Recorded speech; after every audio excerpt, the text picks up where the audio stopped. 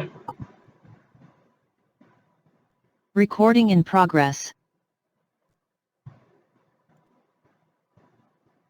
باب البزاقی والمخاطی ونحوہ فی الثوب. جی عن المسوری والمروانی خرج النبی صلی اللہ علیہ وسلم. یہ والی عن انس بن، یہ کدھر ہے؟ سائل 241 نہیں پڑھنی. ہاں تو پڑھیں پھر.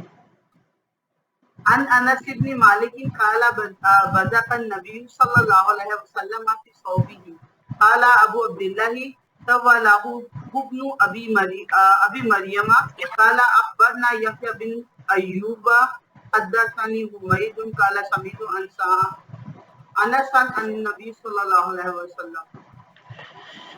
اللہ اکبر. باب البزاق والمخاط ونحوه فی الصوب. یہ بھی نا کچھ ابواب امام بخاری رحمۃ اللہ علیہ ذکر کریں گے. ناک سے نکلنے والا ایک مادہ ہوتا ہے اور منہ سے نکلنے والا ایک مادہ ہوتا ہے.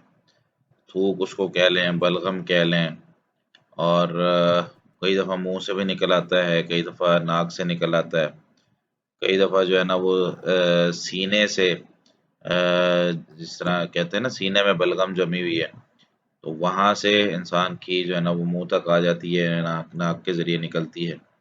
تو کیا یہ نجس ہے؟ کیا اس کو جو ہے نا وہ کپڑوں پر اگر لگ جائے یا کپڑے پہ لگی ہوئی جیسے رومال سے ہم صاف کرتے ہیں اور ہماری جیب میں پڑا رہتا ہے تو کیا اس سے ہماری نماز میں فرق آتا ہے، ہمارے معاملات میں فرق آتا ہے، طہارت ہماری خراب ہوتی ہے، یا مسجد میں تھوکنا جو ہے وہ جائز ہے اس طرح کا؟ تو یہ جو ہے نا وہ باب ہے کہ باب البزاق والمخاط ونحوہ فی الصوب. یہ تھوکنا، بزاق اور مخاط یہ تقریباً ہم معنی الفاظ ہیں. بزاق جو ہے نا وہ منہ سے نکلنا ہے اور مخاط جو ہے نا وہ بلغم وغیرہ جو ناک سے نکلتی ہے. ونحوہ اور جیسا فی الصوب کپڑے میں. جی اس میں جو حدیث لے کر آئے وہ سیدنا انس بن مالک رضی اللہ تعالیٰ عنہ سے ہے کہ بازق النبی صلی اللہ علیہ وسلم فی ثوبہ، نبی کریم صلی اللہ علیہ وسلم نے اپنے کپڑے میں تھوکا ہے. یعنی جب بلغم وغیرہ آ گیا تو آپ صلی اللہ علیہ وسلم نے اس کو اپنی چادر یا کپڑے کے ایک حصے پہ تھوک کر اس کو جو ہے نا وہ واپس رکھ لیا. جی تو اس حدیث سے پتہ یہ چلا کہ جو لعاب ہے انسان کا یا تھوک ہے یا بلغم ہے وہ نجس نہیں ہے. ٹھیک ہے، ہاں لیکن یہ ہے کہ انسان اس کو ناپسند کرتا ہے، اپنے لیے بھی ناپسند کرتا ہے، اور دوسرا کسی ایسی جگہ پر بھی اس کو نہیں تھوکنا چاہیے جہاں پر جو ہے نا وہ لوگوں کا آمد و رفت ہے، لوگوں کا آنا جانا ہے. اس وجہ سے مسجد میں بھی اس کو تھوکنے سے منع فرمایا. تو کوشش یہ کرنی چاہیے کہ انسان اپنے آپ کو پاک صاف رکھے، لیکن کچھ چیزیں اس طرح کی ہیں جو ہیں تو گندی لیکن نجس نہیں ہے.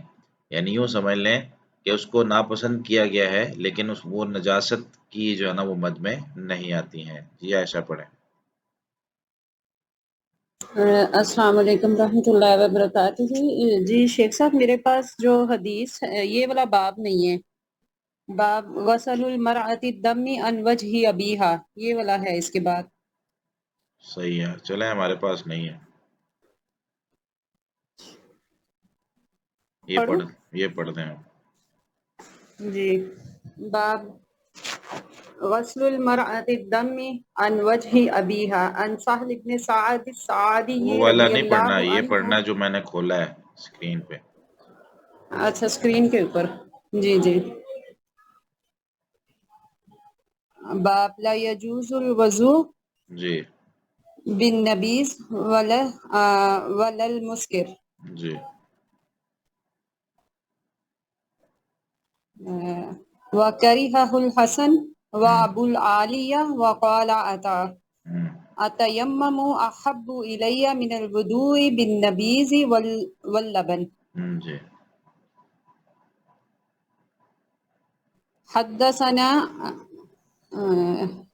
حدثنا علی بن عبد اللہ قال حدثنا سفیان قال حدثنا الزہری عن ابی سلمہ عن عائشہ عن النبی صلی اللہ علیہ وسلم قال جی کل شراب अस्करा फहुवा हराम। बाब ला यजूजुल वुज़ू बिन नबीज़ी वलल मुस्किर। वुज़ू नबीज़ और मुस्किर के साथ यानी नशावर चीज़ के साथ जायज़ नहीं है। नबीज़ जो है ना, वो मिसाल के तौर पर आप रात को खजूरों को पानी में भिगो दें और सुबह उठ के पी लें, उसमें अभी नशा नहीं पैदा हुआ होता, इसको नबीज़ कहते हैं।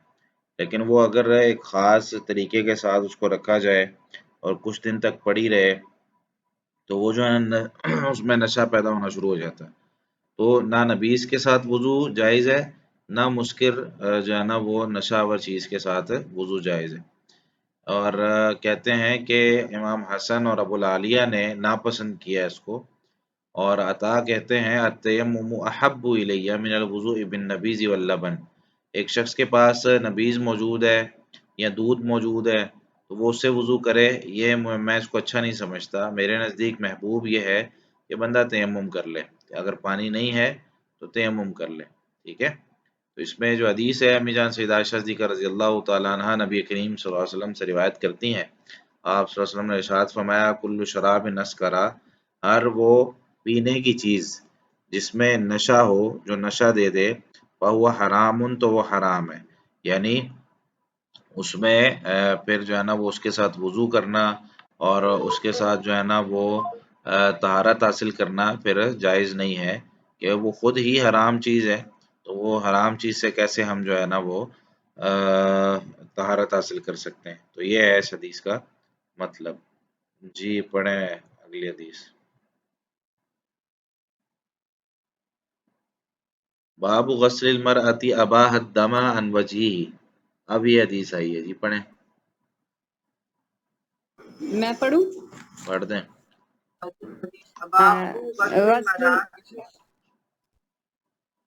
हाथ नहीं खड़ा किया दोनों ने, इसलिए जो है ना ये मिक्सअप हो रहा।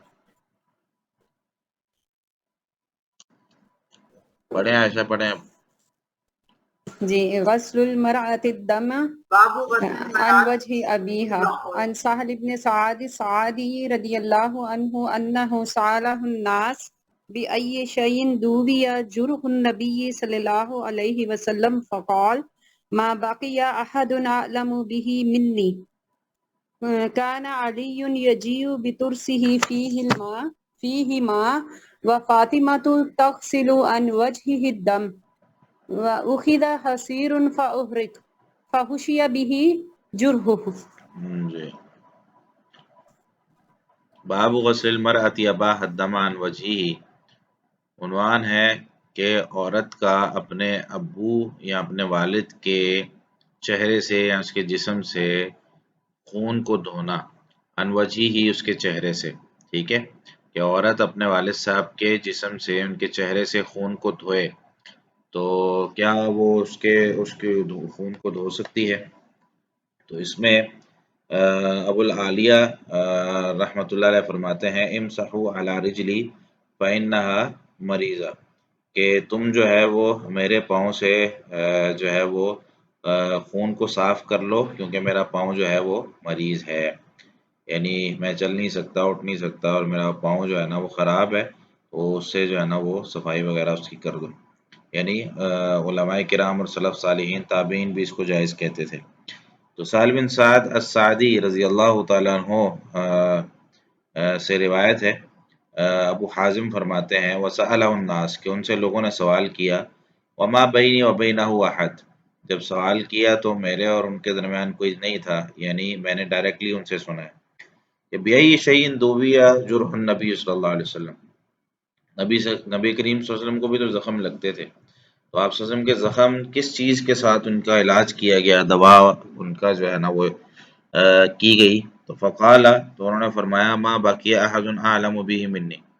तो सैयदना साल रज़ी अल्लाह तआला अन्हु कहने लगे कि इस वक्त इस बारे में सिर्फ मैं ही जानता हूँ, कोई भी बाकी सहाबा किराम तो अभी मौजूद नहीं है यहाँ पे, कि मा बकिया अहदुन, नहीं है बाकी कोई एक भी, अअलमु बिही मिन्नी, जो मुझसे ज़्यादा इसको जानने वाला हो। तो वो फिर बयान करते हैं कि काना काना अलीयुन यजीउ बितुरसिही फीहि माउन, कि अली रज़ी अल्लाह तआला अन्हु अपना जो है ना वो ढाल जो थी उसको वो लेकर आ रहे थे, उसमें पानी था, اور فاطمہ رضی اللہ تعالی عنہا تغسل عن وجہ الدم، ان کے چہرے سے جو ہے نا وہ خون دھو رہی تھی. فاخذ حسیر فاحرق، تو چٹائی کا ایک ٹکڑا جو ہے نا وہ لیا گیا، اس کو جلایا گیا. فحشی به جرحہ، آپ وسلم کے زخم پر اس کو ڈال دیا گیا، کیونکہ جلی ہوئی چیز جو ہے نا وہ اس سے اگر وہ اس کو رکھا جائے زخم پہ تو خون بہنا رک جاتا ہے. تو اس طریقے سے جو ہے نا وہ ان کا علاج کیا گیا. تو اس سے پتہ کیا چلا، جو امام بخاری رحمۃ اللہ علیہ نے عنوان قائم کیا ہے کہ بیٹی اپنے باپ کا علاج کر سکتی ہے، اس کی خدمت کر سکتی ہے، اور اس کے چہرے سے، اس کے جسم سے خون کو صاف کر سکتی ہے. جی نائلہ پڑھیں. باب السواک. جی. وقال ابن عباس بت عند النبي صلى الله عليه وسلم فاستنى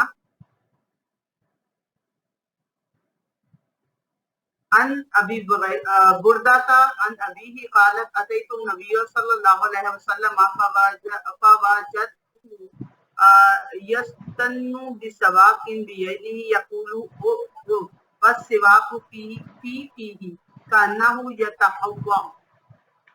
یہ کیا لفظ ہے؟ کوئی حل کرے گا اس کو؟ اور اس حال میں کہ ان کے منہ میں مسواک نہیں، یہ نحوی طور پہ کیا ہے؟ پی پی پی اس کو جو حل کرے گا نا اس کو انعام ملے گا. یہ ساری حل کر کے آپ جس نے حل کرنا ہاتھ کھڑا کرے گا، بولے گا کوئی نہیں. ایک چانس ہے بس ایک بندے کے پاس.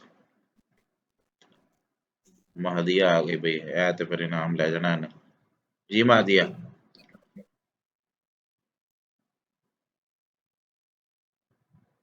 مہدیہ حل کریں اس کو. آواز نہیں آ رہی آپ کی.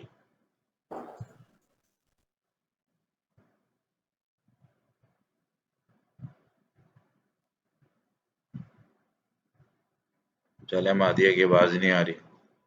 اور بھائی کسی نے حل کرنا ہو میں بولوں جی بتائیں. پی پئی استاد صاحب یہ جری حالت میں آ رہا ہے نا، تو اس لیے پی وہی نہیں حل کیا. کیا جری حالت میں آ رہا ہے؟ ایسے تھوڑی ہوتا ہے. باب السواک، کتاب سے دیکھیے گا پھر انشاءاللہ پتہ چلے گا. تو باب السواک، مسواک کا بیان ہے. اس میں سیدنا عبداللہ بن عباس رضی اللہ تعالیٰ عنہ فرماتے ہیں بت عند النبی صلی اللہ علیہ وسلم فاستنى، میں نے نبی کریم صلی اللہ علیہ وسلم کے پاس رات گزاری تو انہوں نے مسواک کی. اس میں جو حدیث ہے سیدنا ابو بردہ رضی اللہ تعالیٰ عنہ اپنے رحمۃ اللہ علیہ اپنے والد سے روایت کرتے ہیں کہ اتیت النبی صلی اللہ علیہ وسلم، میں نبی کریم صلی اللہ علیہ وسلم کے پاس آیا. فوجدتہ یستن، تو میں نے آپ صلی اللہ علیہ وسلم کو وہاں پہ پایا کہ آپ صلی اللہ علیہ وسلم مسواک کر رہے تھے. بسواکن، ایک مسواک کے ساتھ، بیدی جو آپ صلی اللہ علیہ وسلم کے ہاتھ میں تھی. یقول او او، آپ صلی اللہ علیہ وسلم کے منہ سے آوازیں آ رہی تھی، آپ صلی اللہ علیہ وسلم یوں کر رہے تھے. اس کو کہتے ہیں اسماء اصوات. ٹھیک ہے، جب کسی چیز کو بیان کرنا ہو نا، جب ہم پوچھتے ہیں مثال کے طور پر کوا کیسے بولتا ہے، بکری کیسے بولتی ہے، گائے کیسے بولتی ہے، تو ہم بول کے بتاتے ہیں. اس کو کہتے ہیں اسماء اصوات، یعنی ہم اس کی زبان اور اس کا طریقہ کار جو ہے نا بولنے کا وہ بیان کر رہے ہیں. تو یہاں پر جو آواز نکل رہی تھی گلے کے اندر سے، آپ اتنا اندر تک مسواک کر رہے تھے کہ جب وہ حلق میں لگتی تھی تو آواز آتی تھی او او کی. وہ سواک فی فی ہی، اور مسواک جو ہے آپ صلی اللہ علیہ وسلم کے منہ میں تھی. تو یہ فی جو ہے نا، فی پہلا حرف جر ہے. دوسرا جو فی ہے یہ اصل میں فمن تھا اسماء ستہ مکبرہ میں سے. ٹھیک ہے، تو یہ اس کی جو اعراب ہے وہ حرفی ہوتا ہے. تو اسماء ستہ مکبرہ کا اعراب حرفی ہوتا ہے، یعنی حالت رفع میں واو کے ساتھ، حالت نصبی میں الف کے ساتھ، اور حالت جر میں یا کے ساتھ. تو اس وجہ سے یہ فمن، یہ فی ہی ہو گیا، اس کا میم حذف ہو جاتا ہے جب وہ جری یہ اس کا اعراب آتا ہے. کأنہ یتہوع، گویا کہ آپ صلی اللہ علیہ وسلم جو ہے نا کہہ کر رہے ہیں، یعنی جس طرح الٹی آتے ہوئے نہیں انسان کی حالت ہوتی، اس طریقے سے آپ صلی اللہ علیہ وسلم اتنا اندر تک منہ کی صفائی کر رہے تھے، دانتوں سے آگے پوری زبان حلق تک جا کے جو ہے نا مسواک آپ صلی اللہ علیہ وسلم کر رہے تھے. تو یہ مسواک کرنے کی ایک تو سنت اس میں پتہ چلی. دوسرا نبی کریم صلی اللہ علیہ وسلم کا طریقہ پتہ چلا کہ مسواک کیسے کرتے تھے، اور مسواک جو ہے وہ آپ صلی اللہ علیہ وسلم کے منہ میں تھی۔ اس سے یہ پتہ چلا کہ آپ صلی اللہ علیہ وسلم جو ہے نا وہ اکثر بیشتر مسواک کیا کرتے تھے۔ دوسری حدیث جو ہے وہ بھی مسواک کے حوالے سے ہے۔ عن حذیفہ رضی اللہ عنہ قال کان النبی صلی اللہ علیہ وسلم، بے شک سیدنا حذیفہ رضی اللہ تعالیٰ عنہ سے روایت ہے کہ نبی کریم صلی اللہ علیہ وسلم اذا قام من اللیل، رات کو جب کھڑے ہوتے یعنی رات کو جب بیدار ہوتے، یشوس فاہ بالسواک۔ اب یہ دیکھیں یہاں پہ پیچھے فی ہی تھا، یہاں پہ فاہ آ گیا، وہی اپنے منہ کو ملتے مسواک کے ساتھ، یعنی اپنے منہ میں مسواک اپنے دانتوں میں اچھے طریقے سے اس کو ملتے۔ تو یہ رات کو اٹھ کر مسواک کرنا بھی سنت ہے۔ کوئی پوچھے بھئی مسواک کس کس وقت کی جا سکتی ہے، تو آپ اس کو اوقات بتا سکتے ہیں۔ جی مریم پڑھیں۔ باب دفع السواك إلى الأكبر عن ابن عمر أن النبي صلى الله عليه وآله وسلم قال أراني أتسوق بسواك فجاءني رجلان أحدهما أكبر من الآخر فناولت السواك الأصغر منهما فقيل لي كبر فدفعته إلى الأكبر منهما. قال أبو عبد الله اختصره نعيم عن ابن المبارك اختصره نعيم عن ابن المبارك عن أسامة عن نافع عن ابن عمر. باب دفع السواک الی الاکبر، مسواک بڑے کو دینا۔ تو یہ آداب کے حوالے سے ایک حدیث ہے کہ اگر کوئی چیز دینی ہو مجلس میں بیٹھے ہوئے تو کس طریقے سے اس کو دیا جاتا ہے۔ سیدنا عبداللہ بن عمر رضی اللہ تعالیٰ عنہ سے روایت ہے کہ بے شک نبی کریم صلی اللہ علیہ وسلم نے فرمایا ارانی اتسوق بسواک، میں نے اپنے آپ کو دیکھا، یعنی میں نے خواب دیکھا، اتسوق بسواک، میں ایک مسواک کر رہا تھا، فجاءنی رجلان، نیند میں میرے پاس دو آدمی آئے، احدہما اکبر من الاخر، دونوں کی عمریں ایک جیسی نہیں تھی، ان دونوں میں سے ایک دوسرے سے بڑا تھا۔ تو مسواک کی جب بات چلی تو فناولت السواک الاصغر منہما، تو میں نے دے دی مسواک ان دونوں میں سے جو چھوٹا تھا نا اس کو، فقیل لی، تو مجھے کہا گیا کبر، بڑے کو دو، فدفعتہ الی الاکبر منہما، تو میں نے ان دونوں میں سے جو بڑا تھا اس کو مسواک دے دی۔ تو پتہ کیا چلا کہ نبی کریم صلی اللہ علیہ وسلم نے خواب میں یہ بات جو ہے نا وہ یعنی خواب دیکھا، تو اس میں آپ صلی اللہ علیہ وسلم کو ایک ادب سکھایا گیا کہ اگر آپ نے کوئی چیز دینی ہے مجلس میں تو اگر دو لوگ ہیں، ایک چھوٹا ایک بڑا ہے، تو بڑے کو دے دیں، لیکن کئی دفعہ جو ہے وہ چھوٹے کو بھی دی جا سکتی ہے، جیسے پھل فروٹ ہیں یا کوئی کھانے کی چیز ہے تو وہ چھوٹے کو بھی دی جا سکتی ہیں، اس طرح کی احادیث بھی موجود ہیں۔ جی پڑھیں نالا۔ باب فضل من بات علی الوضوء عن البراء ابن عازب قال قال النبي صلى الله عليه وسلم اذا اتيت مرجعك فتوضا وضوءك للصلاة ثم استجير على شقك الايمن ثم قل اللهم اسلمت وجهي اليك فوضت امري عليك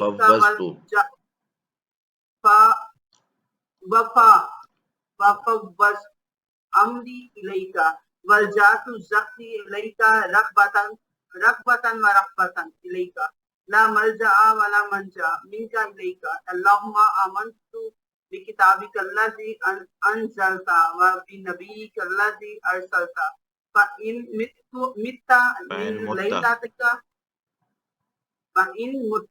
من ليلتك فأنت على الفطرة واجعلهن آخر ما تتكلم به قال فرددتها على النبي صلى الله عليه وسلم فلما بلغت اللهم آمنت بكتابك الذي أنزلت قلت ورسولك قال لا ونبيك الذي أرسلت۔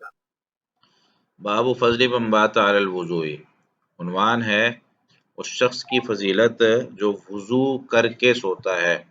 اگر رات کو کوئی بندہ وضو کر کے سوتا ہے تو اس شخص کی فضیلت کیا ہے۔ اس میں حدیث لے کر آئے امام بخاری رحمۃ اللہ علیہ برا بن عازب رضی اللہ تعالیٰ عنہ سے، قال قال نبی صلی اللہ علیہ وسلم، انہوں نے فرمایا کہ نبی کریم صلی اللہ علیہ وسلم نے ارشاد فرمایا، اذا اتیت مسجعک، جب آپ آئیں اپنے بستر پر، وضوءک للصلاۃ، تو آپ وضو کریں نماز کے لیے جس طرح وضو کرتے ہیں وہ والا وضو، ثم استجع علی شقک الایمن، پھر آپ اپنے دائیں پہلو پر لیٹ جائیں، ثم قل، پھر آپ یہ دعا پڑھیں، اللہم اسلمت وجہی الیک، اے اللہ میں اپنے چہرے کو تیرے سپرد کرتا ہوں، تیرے لیے مطیع اور فرما بردار کرتا ہوں، وفوضت امری الیک، اور اپنا معاملہ تیرے سپرد کرتا ہوں، والجأت ظہری الیک، اور میں تجھ پر ٹیک لگاتا ہوں، یعنی اپنی پیٹھ تیری طرف کر دیتا ہوں، رغبتاً و رہبتاً الیک، رغبت کرتے ہوئے اور تیری طرف تجھ سے ڈرتے ہوئے، یعنی تیری سزا سے ڈرتے ہوئے، جس طرح یعنی بندہ اپنا سب کچھ اللہ تعالیٰ کے سپرد کر دیتا ہے، اور آگے لا ملجا ولا منجا من کا الا الیک، کہ کوئی نجات کی جگہ نہیں ہے اور کوئی جو ہے نا وہ کسی چیز سے بچنے کا جو ہے نا وہ کوئی کسی جگہ میں بچ نہیں سکتا مگر تیری ہی اجازت اور تیرے حکم کے ساتھ، اللہم اے اللہ، آمنت بکتابک الذی انزلتا، میں ایمان لایا تیری اس کتاب پر جو تو نے نازل کی، وَبِنَبِيِّكَ الَّذِي أَرْسَلْتَ، اور تیرے اس نبی پر، ارسلتا جن کو تو نے بھیجا ہے، یہاں تک یہ دعا ہے، یہاں سے لے کر اللہم اسلمت نفسی، اللہم اسلمت وجہی الیک سے لے کے وَبِنَبِيِّكَ الَّذِي أَرْسَلْتَ، پھر آپ صلی اللہ علیہ وسلم نے اس کی فضیلت کیا بیان کی، وضو کر کے سونا ہے، دائیں پہلو پہ سونا ہے، یہ دعا پڑھنی ہے، ملے گا کیا،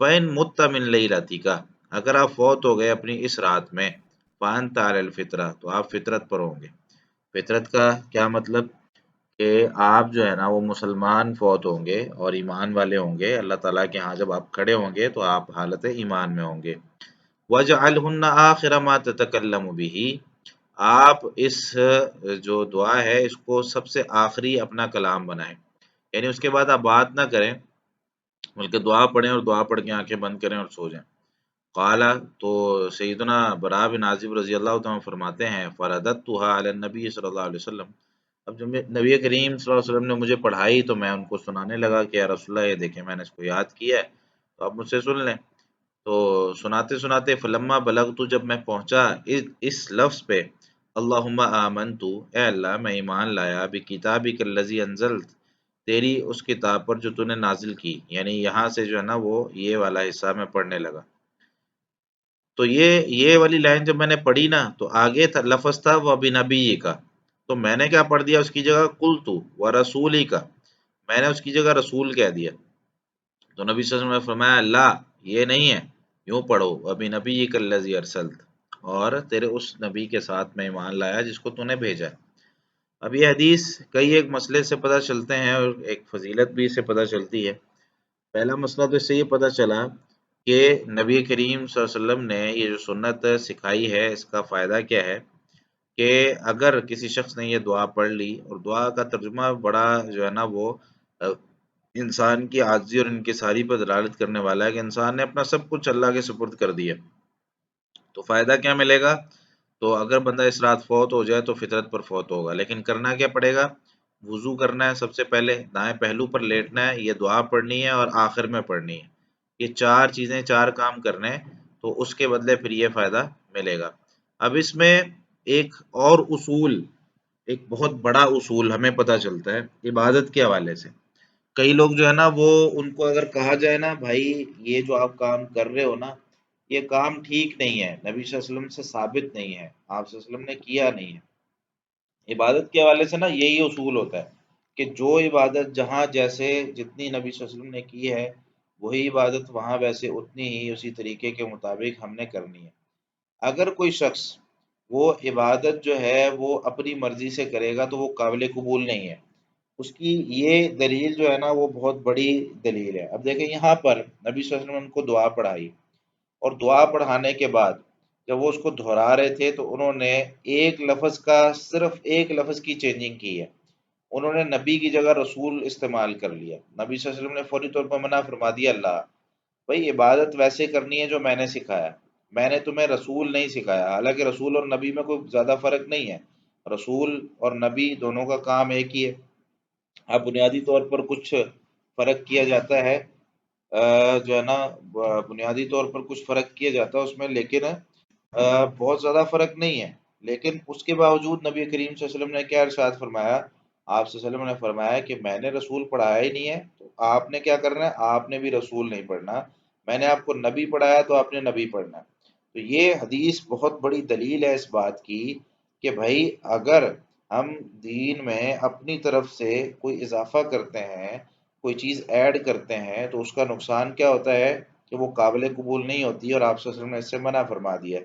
تو یہ صحیح بخاری کی 247 نمبر حدیث، اس کو یاد کریں، سمجھیں، سمجھائیں، اپنے رشتہ داروں کو سمجھائیں جہاں جہاں ہم رہتے ہیں کہ بھائی یہ جو آپ نے سوال کیا نا کہ حرج کیا ہے، میں آپ کو کہہ رہا ہوں کہ بھائی نبی کریم صلی اللہ علیہ وسلم نے یہ کام نہیں کیا۔ وہ کہتے ہیں کہ بھائی اب تم ہمیں دعا سے روکو گے، اب تم ہمیں کھانا کھلانے سے روکو گے۔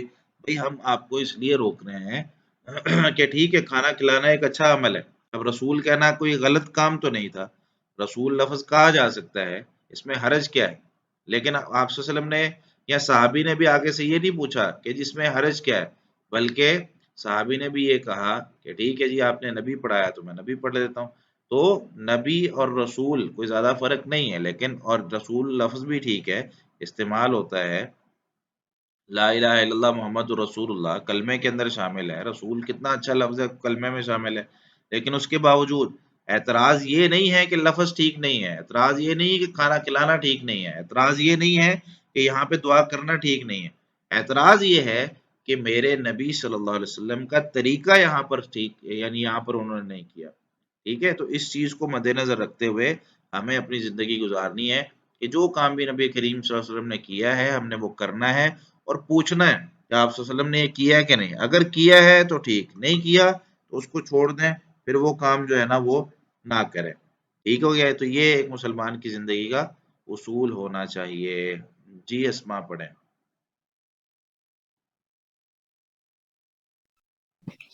کتاب الغسل جی وقوله تعالى وإن كنتم جنبا فاطهروا وإن كنتم مرضى أو على سفر أو جاء أحد منكم من الغائط أو لامستم النساء فلم تجدوا ماء فتيمموا صعيدا طيبا جی ایک ہی آیت ہے کہ بس بوجوه جی پڑھیں۔ فامسحوا بوجوهكم وأيديكم منه ما يريد الله ليجعل عليكم من حرج ولكن يريد ليطهركم وليتم نعمته عليكم لعلكم تشكرون وقوله جل ذكره يا أيها الذين آمنوا لا تقربوا الصلاة وأنتم سكارى حتى تعلموا ما تقولون ولا جنبا إلا عابري سبيل حتى تغتسلوا وإن كنتم مرضى أو على سفر أو جاء أحد منكم من الغائط أو لامستم النساء فلم تجدوا ماء فتيمموا صعيدا طيبا فامسحوا بوجوهكم وأيديكم إن الله كان عفوا غفورا جی چلیں، کتاب الغسل، غسل کی ہماری کتاب الوضو ختم ہو گئی ہے، اب جو ہے نا وہ کتاب الغسل کی طرف ہم جا رہے ہیں۔ تو کتاب الغسل، غسل کی کتاب، اب اس میں غسل کے احکام جو ہیں وہ ذکر کریں گے کہ غسل کیسے کرتے ہیں، کن کن چیزوں پر غسل واجب ہوتا ہے، کب عام نہانا ہوتا ہے، کب فرضی غسل ہوتا ہے، تو یہ ساری چیزیں ہم اس میں پڑھیں گے۔ سب سے پہلے امام بخاری رحمۃ اللہ علیہ نے قرآن کریم سے سورہ مائدہ کی اور سورہ نساء کی جو آیتیں غسل کے حوالے سے ہیں وہ ذکر کی ہیں۔ وقول اللہ تعالیٰ، اور اللہ تعالیٰ کا یہ قول، وَإِن كُنتُمْ جُنُبًا، اگر تم جنبی ہو، فَطَّهَّرُوا، تو غسل کر لو، طہارت حاصل کر لو۔ وَإِن كُنتُمْ مَرْضَىٰ، اور اگر تم مریض ہو، أَوْ عَلَىٰ سَفَرٍ، یا سفر پر ہو، أَوْ جَاءَ أَحَدٌ مِّنكُم مِّنَ الْغَائِطِ، یا تم میں سے کوئی قضائے حاجت کر کے آیا ہے، أَوْ لَامَسْتُمُ النِّسَاءَ، یا تم نے عورتوں کے ساتھ تعلقات قائم کیے ہیں، فَلَمْ تَجِدُوا مَاءً، تو تمہیں پانی نہ ملے، یعنی غسل کرنا ہے نا تو غسل کے لیے پانی نہیں ملا، تو کیا کرنا ہے پھر؟ فَتَيَمَّمُوا صَعِيدًا طَيِّبًا، تو تم پاکیزہ مٹی کے ساتھ تیمم کر لو۔ فمسحوا بوجوہکم وایدیکم من، تو تم اپنے چہروں اور اپنے ہاتھوں کو اس کے ساتھ جو ہے نا وہ لگاؤ. ما یرید اللہ لیجعل علیکم من حرج، اللہ تعالیٰ تم پر تنگی نہیں کرنا چاہتے. ولیکن یرید لیطہرکم، لیکن وہ ارادہ کرتا ہے تاکہ وہ پاک کرے تم کو. ولیتم نعمتہ علیکم، اور تاکہ وہ مکمل کرے، پورا کرے تم پر اپنی نعمت کو. لعلکم تشکرون، تاکہ تم شکر کرو.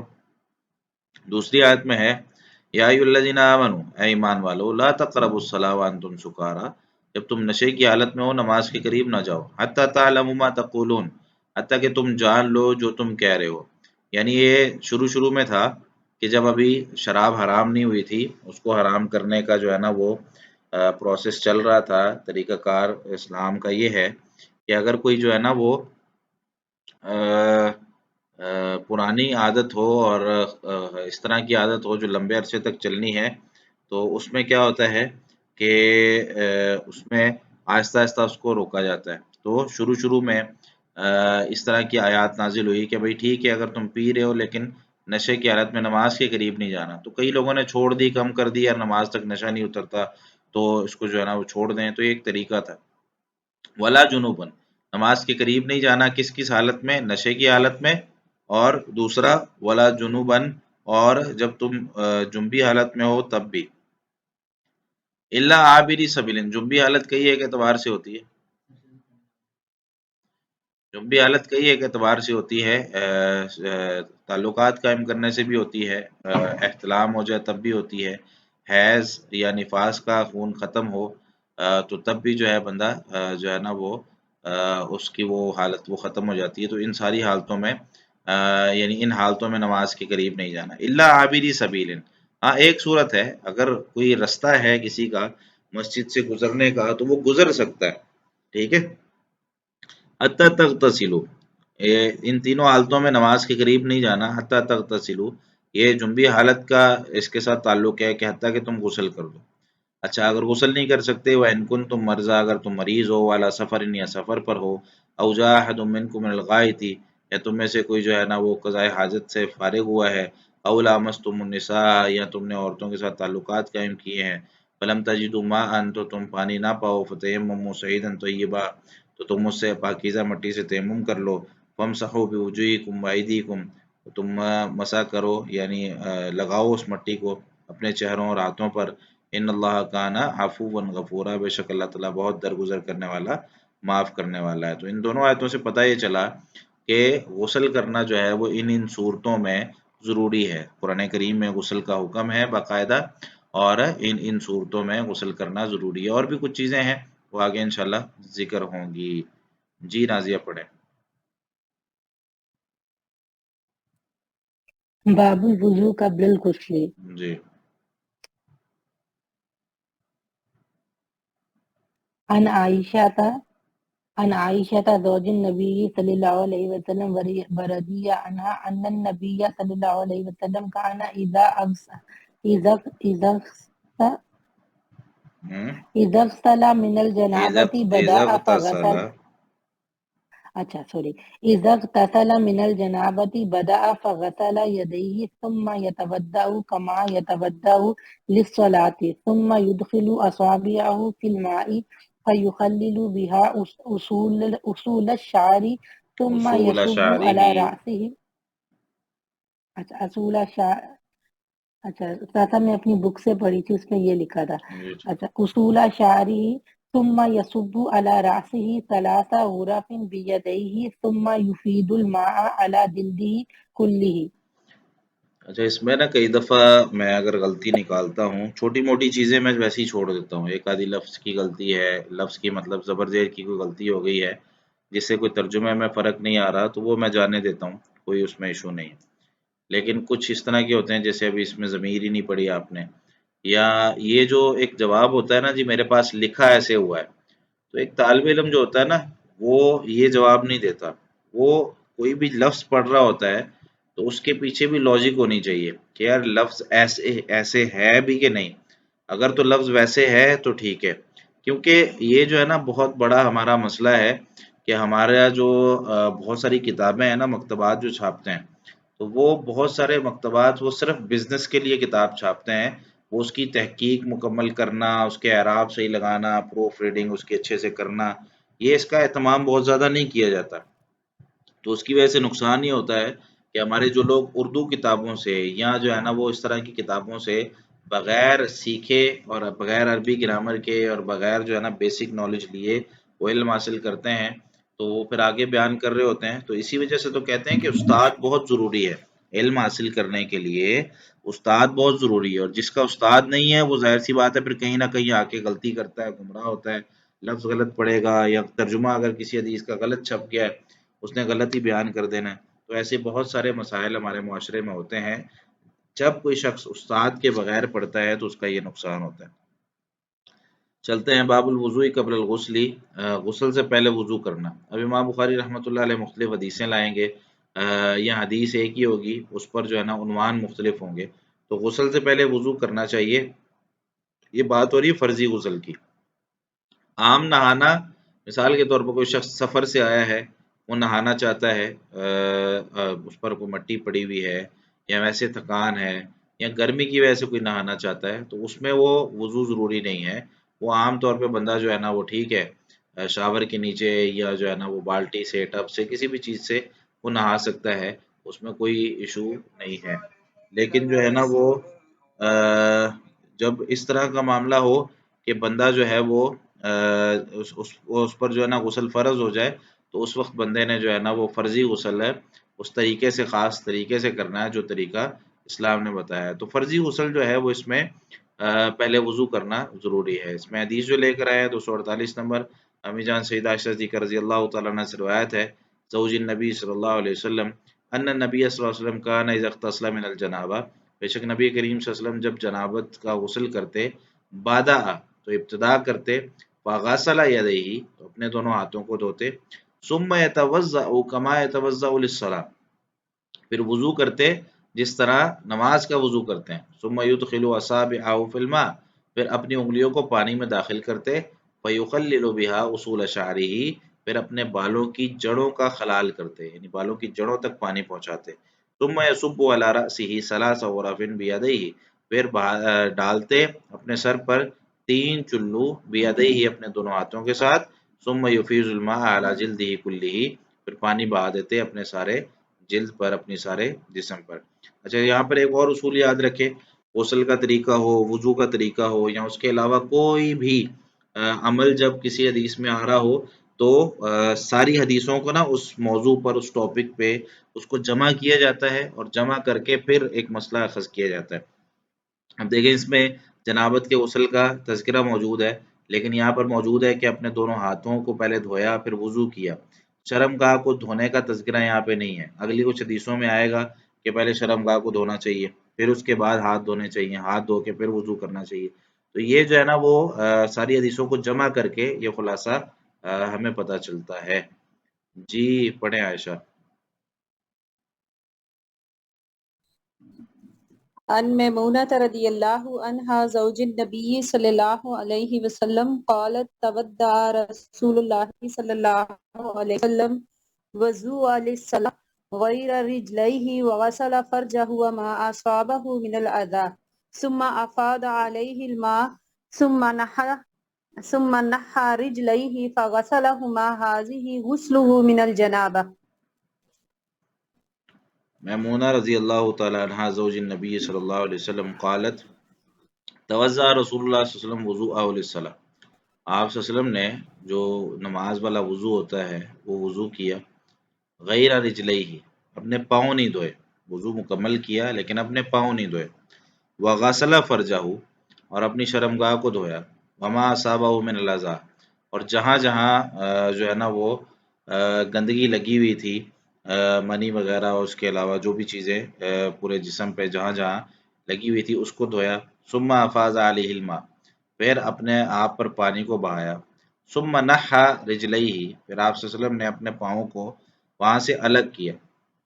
یعنی اس دور میں کیونکہ واش روم جو ہے نا وہ اس طرح کے نہیں تھے کہ جس میں کوئی اونچی جگہ ہو یا پکا جو ہے نا وہ فرش ہو، اس میں کیا ہوتا تھا کہ جہاں غسل کیا جا رہا ہے نا وہاں پہ کچھ پانی اکٹھا بھی ہو جاتا تھا، کیچڑ بھی جمع ہو جاتا تھا، تو پاؤں ظاہر سی بات ہے اگر پہلے ہی دھو لیے جائیں تو وہ بعد میں بھی گندے ہونے، تو وہاں سے نا لاسٹ میں دوسری جگہ ہٹ کے جہاں پہ کیچڑ نہیں ہوتا تھا تو وہاں پہ اپنے پاؤں دھو لیتے تھے، فغسلہما تو ان دونوں کو دھویا، حاجی غسل من الجنابہ، تو فرماتی ہیں کہ یہ آپ صلی اللہ علیہ وسلم کا جنابت کا غسل تھا۔ اب دیکھیں پچھلی حدیث جو ہے وہ عائشہ رضی اللہ تعالیٰ عنہا سے تھی، انہوں نے جیسے دیکھا انہوں نے ویسے بیان کر دیا، میمونہ رضی اللہ تعالیٰ عنہ نے جیسے دیکھا ویسے بیان کر دیا، تو ساری حدیثوں کو جمع کر کے پھر ایک مسئلہ نکلتا ہے کہ جی ٹوٹل غسل کا طریقہ یہ ہے۔ تو اس حدیث سے پتہ چلا کہ آپ صلی اللہ علیہ وسلم نے وضو بھی کیا، لیکن وضو میں پاؤں نہیں دھوئے، ٹھیک ہے، مکمل وضو نہیں کیا، اور پھر جو ہے نا یہ اس میں ترتیب اس طرح نہیں ہے، یعنی وضو پہلے کیا پھر شرمگاہ کو دھویا، نہیں، پہلے شرمگاہ کو دھویا، اس کے بعد جو ہے نا وہ وضو کیا نماز والا، اور اس کے بعد جو ہے نا وہ آخر میں پاؤں دھوئے ہیں، یہ طریقہ تھا۔ جی پڑھیں نالا۔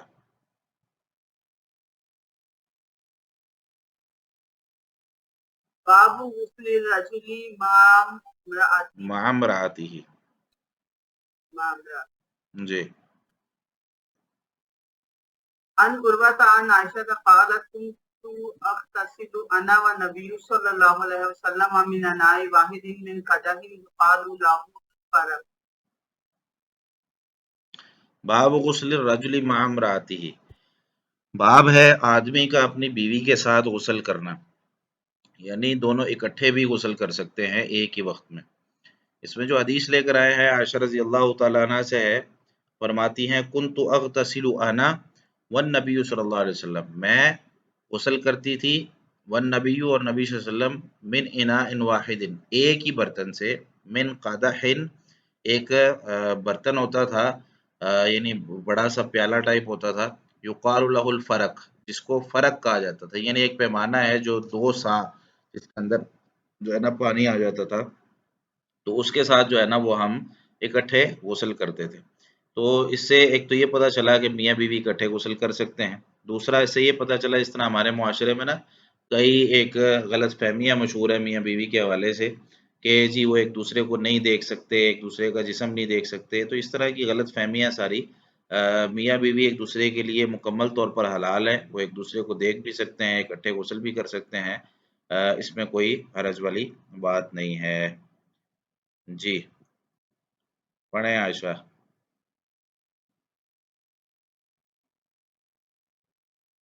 جی وعنہا رضی اللہ عنہا انہا سئلت، یہ کدھر ہے؟ یہی والی ہے نا، یہ نہیں ہے۔ باب الغسل بسعا ونحوی۔ جی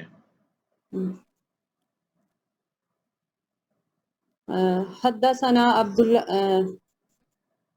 کہاں سے پڑھنی چلیں رہنے دیں پھر، ہے، سمیت رہنے دیں، ٹائم ہو گیا، تھوڑا دھیان سے بیٹھا کریں کلاس میں، پتہ جی چلے کہ کون سی حدیث پڑھی جا رہی ہے۔ جی کریں سوال جس نے جی کرنا۔ جی جی شیخ صاحب میرا آپ سے پہلا سوال ہے کہ کروں؟ نہیں، پہلے ہاتھ کھڑا کریں پھر سوال کریں،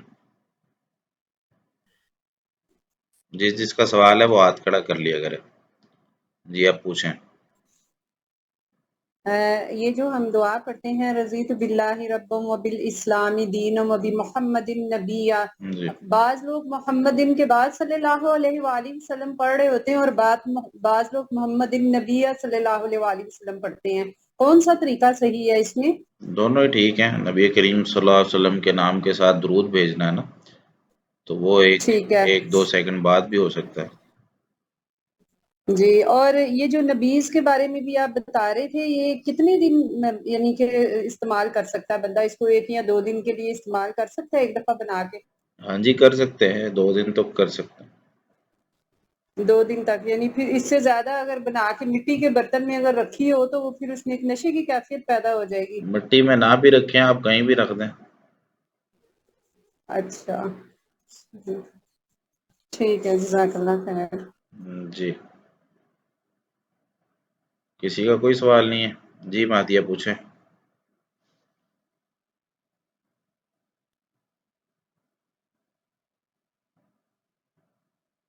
مہدیہ آپ کا نا مائک نہیں لگا ہوا یا مائک لگا ہوا ہے، آپ نے ہینڈ فری لگائی ہوئی ہے، آپ کی آواز آ ہی نہیں رہی۔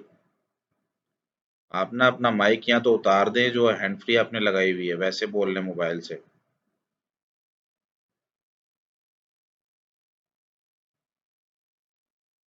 Recording stopped. جی عائشہ پوچھیں.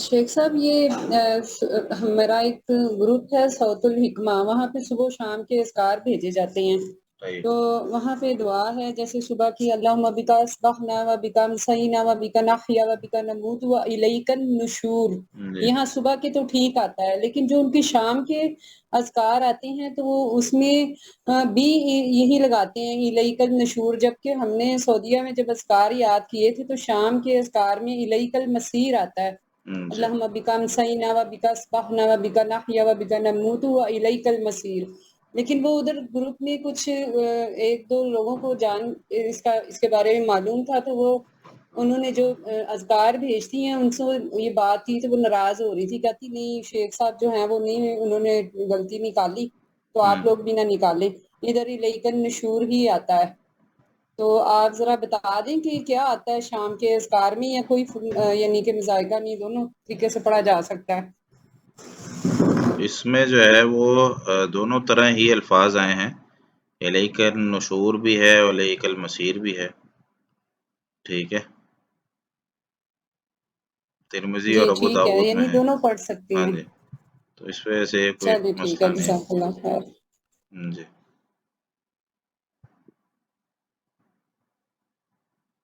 جی اسماء پوچھیں. السلام علیکم استاد صاحب. وعلیکم. میرا سوال ہے کہ انسان اللہ تعالیٰ سے دعائیں کرتا ہے، جی. اچھی دعائیں کرتا ہے، یعنی کسی کے نقصان کے لیے نہیں کرتا، ہوں. اپنی دنیا اور آخرت کی بھلائی کے لیے کرتا ہے، جائز خواہشات کرتا ہے. ہوں. لیکن اگر ان سب سے اللہ تعالیٰ تو انسان کے بارے میں بہتر جانتے ہیں جو بھی کرتے ہیں، ہوں. لیکن ظاہر ہے انسان ہے وہ اگر اس سے کچھ الٹ ہوتا ہے، مطلب دیکھتا ہے جو کچھ خواہش کی تھی، بہت دعائیں اللہ سے کی تھیں، ہوں. تو اس کو پھر کیا مطلب سمجھنا چاہیے، آزمائش سمجھنا چاہیے یا کسی گناہ کی سزا سمجھنا چاہیے؟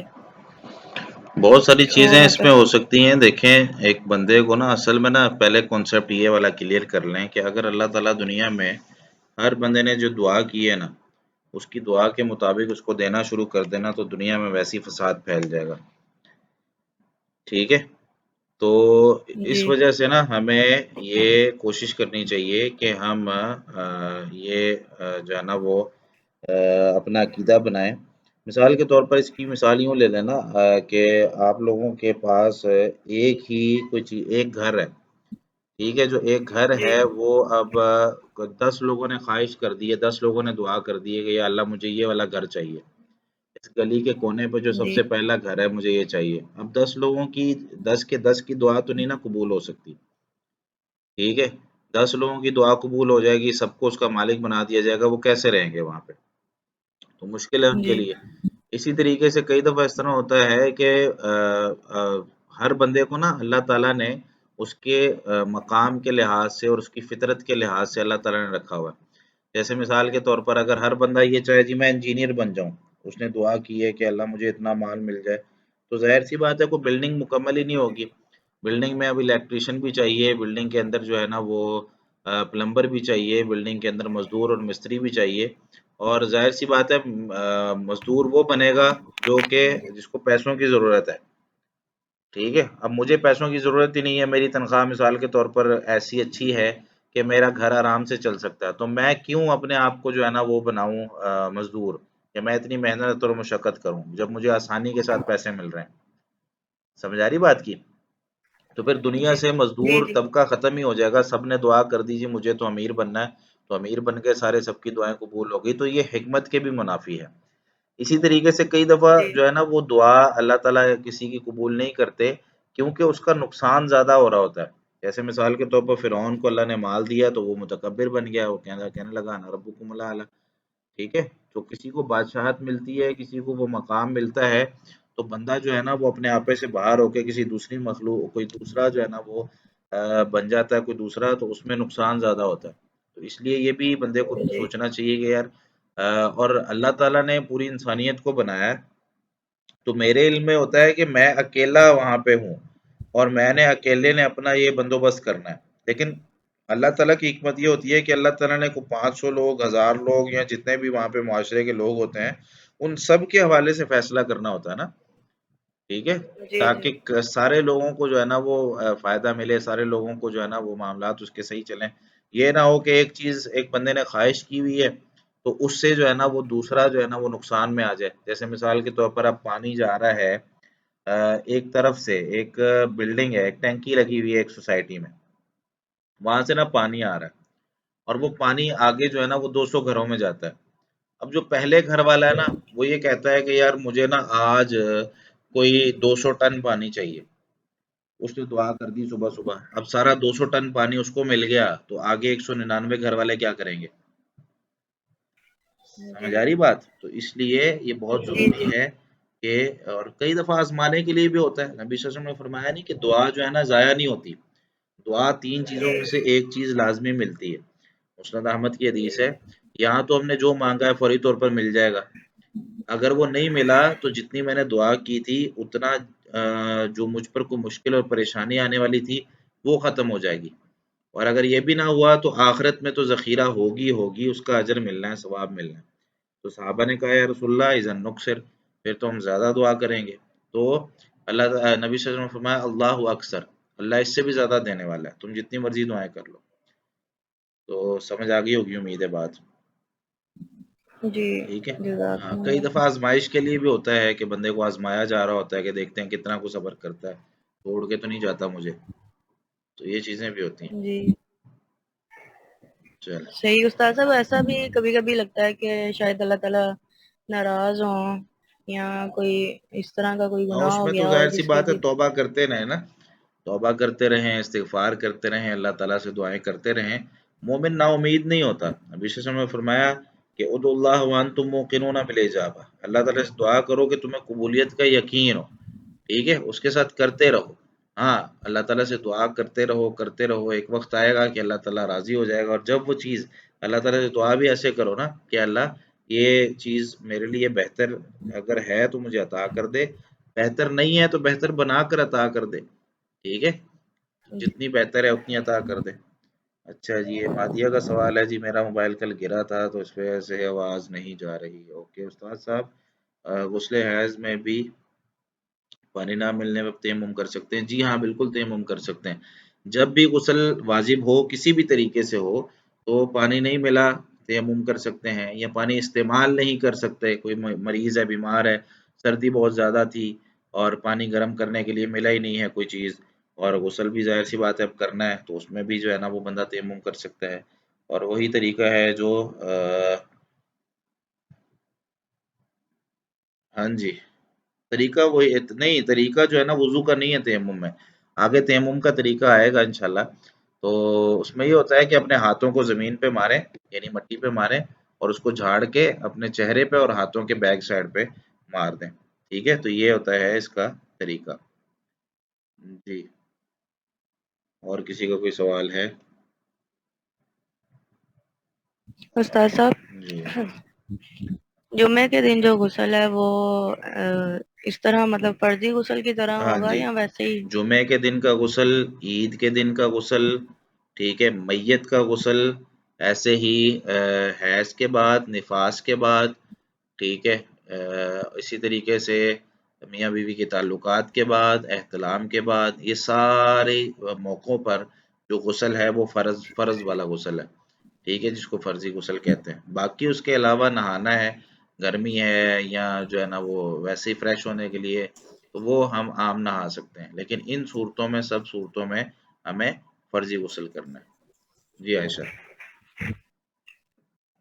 جی شیخ صاحب کوئی ایسی دعا بتا دیں کہ جس کو پڑھیں اور اللہ تعالیٰ عمرے کی سعادت جو ہے وہ جب دل چاہے نصیب فرما دے. ہے کوئی ایسی دعا؟ ہاں جی ہے. پلیز وہ بتا دیں. اے اللہ، یاد کریں، اے اللہ، اے اللہ، بلکہ اس کو یوں کہیں، اے ہمارے پیارے اللہ، اے ہمارے پیارے اللہ، ہم لوگ ہم لوگ جتنے بھی جتنے اس بھی کلاس میں ہیں اس کلاس میں ہیں سب کو سب کو بار بار بار بار عمرے کی سعادت نصیب فرما. عمرے کی سعادت نصیب فرما. یہ دعا ہے.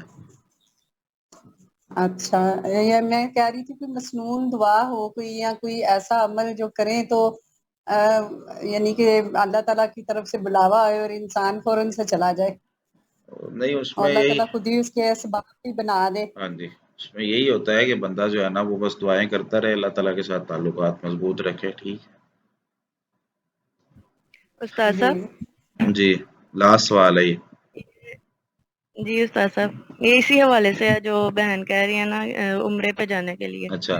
وہ قاری ابراہیم صاحب کے بیٹے ہیں عمر ابراہیم، جی جی. ان کا ایک پیغام چینل پہ تھا اور ان کی گفتگو تھی، اس میں بتا رہے تھے کہ یہ ایک دو آیت ہے وہ صحیح. تشہد کے آخر میں پڑھنے سے جو ہے نا اللہ تعالیٰ ایک سال میں 2 بار بھی بلا سکتے ہیں. وہ آیت انہوں نے بتائی تھی، وَقَالُوا حَسْبُنَا اللَّهُ سَيُؤْتِينَ اللَّهُ مِن فَضْلِهِ وَرَسُولُهُ إِنَّا إِلَى اللَّهِ رَاغِبُونَ.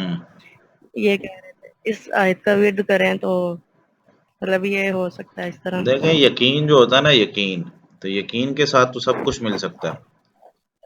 ٹھیک ہے، وہ آپ کا اس آیت پہ ہو یا کسی آیت پہ ہو، وہ سورہ اخلاص پہ بھی ہو جائے یا اس کے بغیر بھی ہو جائے. ٹھیک ہے، آپ بیٹھے ہوئے اردو میں جو میں نے ابھی دعا بتائی ہے وہی کر لیں. تو یقین جس جی کا ہوگا ظاہر سی بات ہے وہ چاہے 10 دفعہ چلا جائے اس میں کوئی ایشو نہیں ہے. ٹھیک ہے، تو ان کو اللہ جی تعالیٰ نے اگر دیا ہے تو آپ دیکھ لیں، لیکن اس آیت کا تعلق اس کے ساتھ کوئی ہے نہیں. یعنی نبی صلی اللہ علیہ وسلم نے ایسا بتاؤ کہ یہ آیت پڑھو تو چلے جاؤ، وہ ٹھیک ہے، ان کا اپنا تجربہ ہے، اپنا یقین ہے. ٹھیک ہو گیا جی. جی جی. چلو جزاکم اللہ خیرا. السلام